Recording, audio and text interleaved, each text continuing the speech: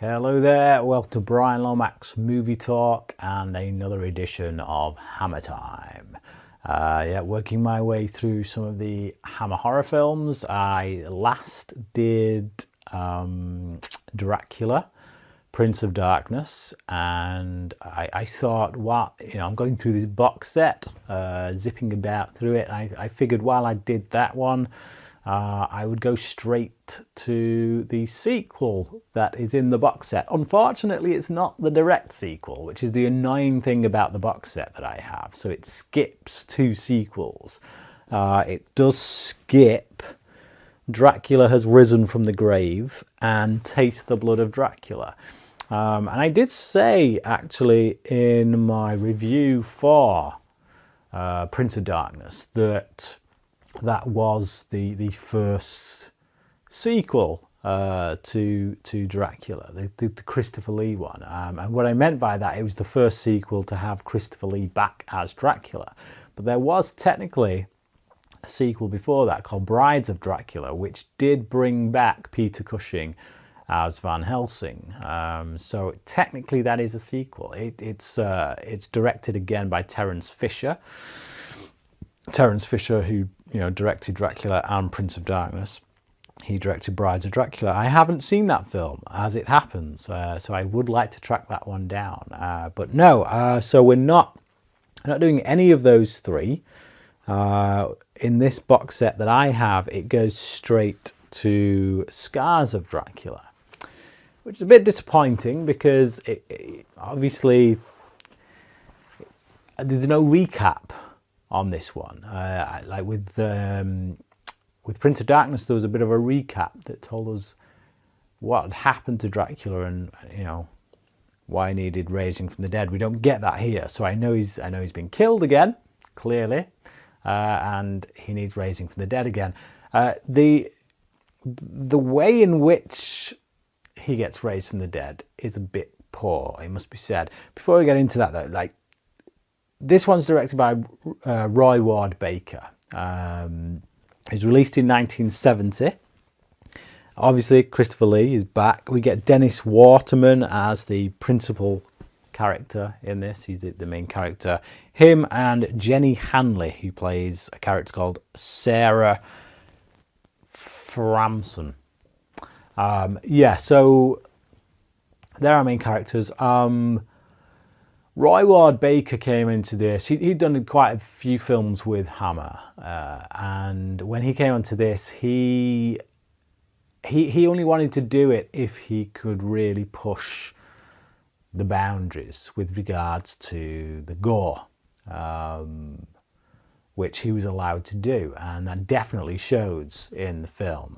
This is certainly more gory than any of the Hammer films that I've kind of view. I mean, I know this is only my fourth review, but from the three that I have reviewed previously, this is definitely far and away the goriest of the four, which, like I say, was at the behest of Roy Ward Baker.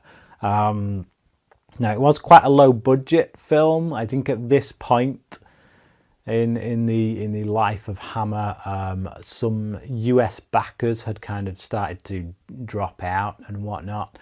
They were having a few issues with finances and stuff. So this was a much lower budget film, and it does show, must be said. The effects work in this isn't always great. They do a lot of bat work in this. We see a lot of bats doing stuff, and it's a bit hokey, it's just a big rubber thing on a piece of string, and it's so obvious. The castle where all the mayhem takes place doesn't seem quite as well produced as from the first two films that I'd seen, not counting Brides of Dracula, but the first two that starred Christopher Lee as Dracula, they're not quite as on point with the production value, the production design in the castle on this. I do like, however, the sealed room in which Dracula sleeps in. It's a nice idea. So obviously, because Dracula can climb walls, or I mean, we never actually see him turn into a bat in this, but he can certainly climb walls anyway. So given that, he has this room in his castle in which the only way to get in is through the window. So unless you can climb down, scale down, or climb up, yeah, you can't get in there, which is, I like that touch, the fact that he has this kind of place to go where he can climb into his coffin and sleep and not worry too much about anyone getting in there, despite the fact that two people do actually get in there throughout the course of this film. One of them dying in a pretty gruesome way, we find out a little while later. So yeah, the gore effects in it are pretty nasty. There's a whole massacre in a church at the start. We don't see that massacre, but we see the aftermath of it. And it's a nice touch. It's kind of like, it's really a film about the strength of faith, I guess.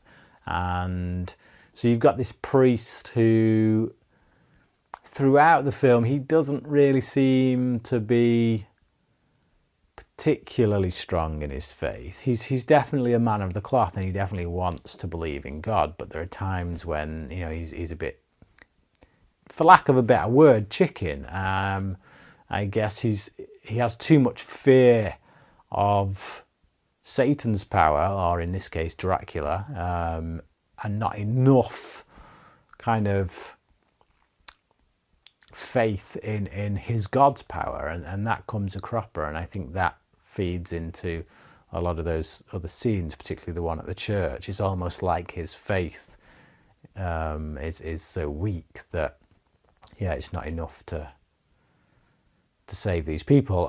He gets a kind of a moment to redeem himself towards the end when he essentially gives his life to defend this woman. But again, there is that, is it because of him being somewhat lacking in his faith? I don't know. I do like the emphasis they place on the film, for obvious reasons, with regards to the cross and the effect that has on Dracula.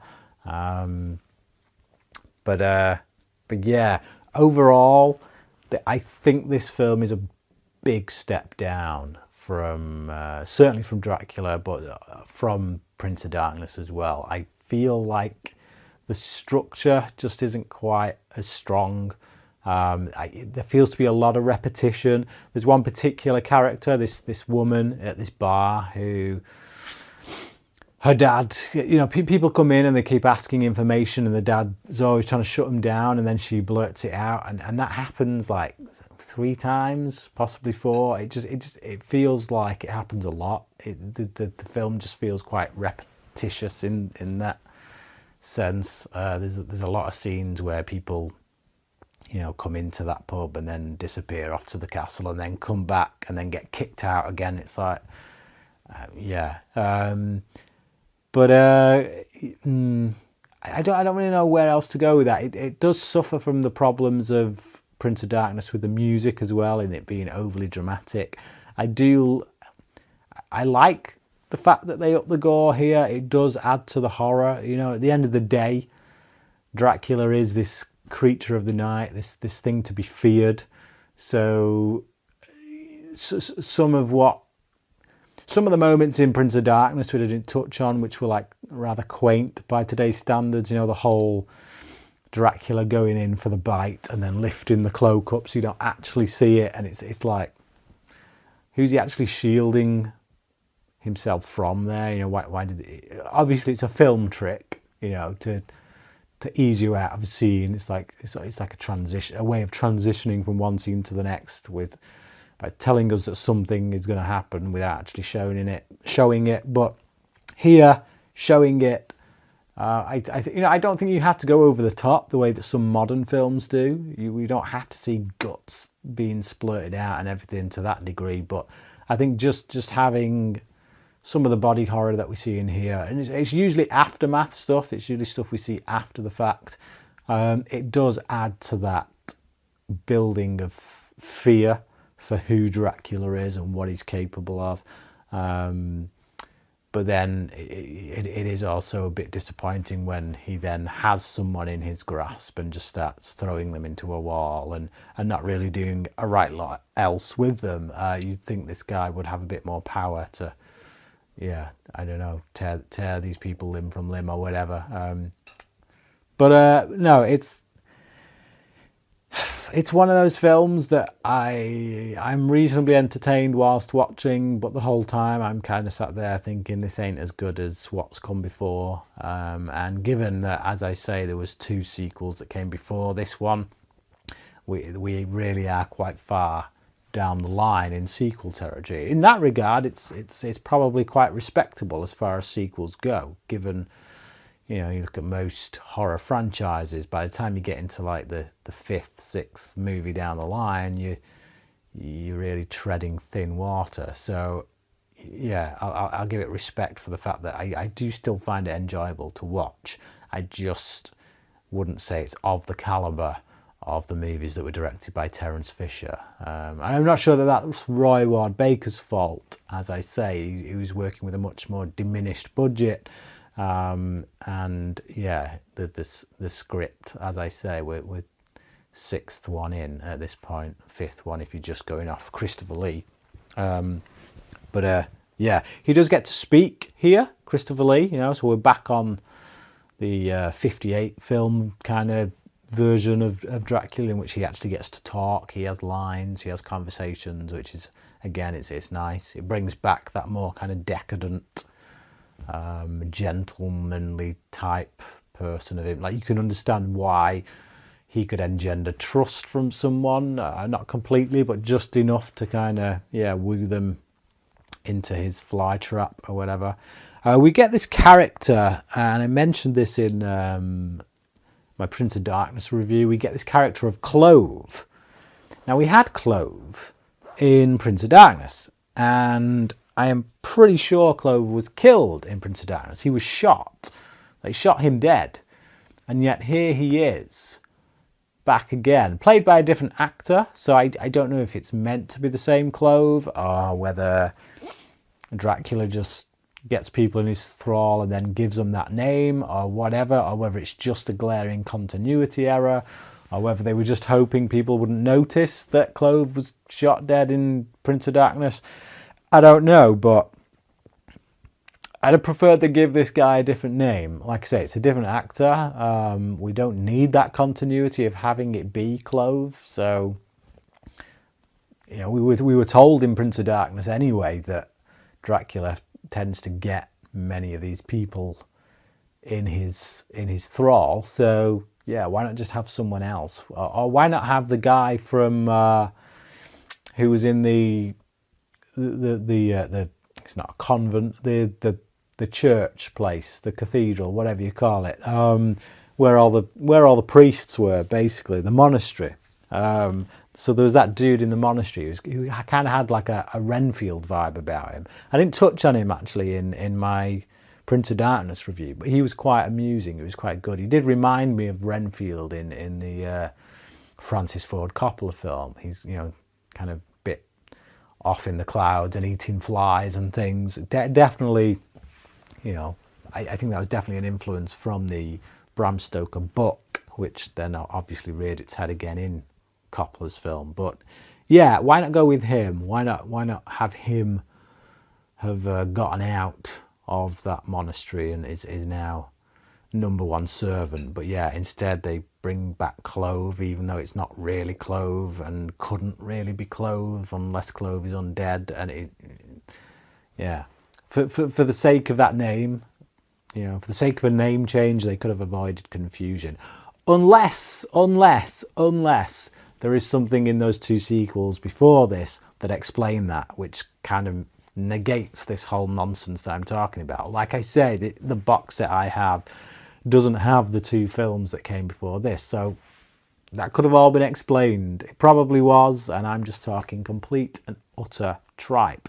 Let me know in the comments section below if that's the case. Now, I have seen those 2 films, but it was such a long time ago, I can't remember anything about them. So yeah, if there is an explanation for why Clove is back, please do comment below and let me know what you thought, and let me know, what that explanation is. But yeah, I'm going to give this film a 2.5 out of 5. I think it's just, it's right down the middle. It's entertaining, but it's also kind of forgettable. It's not brilliant in many other ways, but as far as horror films of the period go, I've seen worse. So yeah, 2.5 out of 5 from me. But what about you? Have you seen Scars of Dracula? And if so, what did you think about it? Comment below, let me know your thoughts, and until next time, cracking.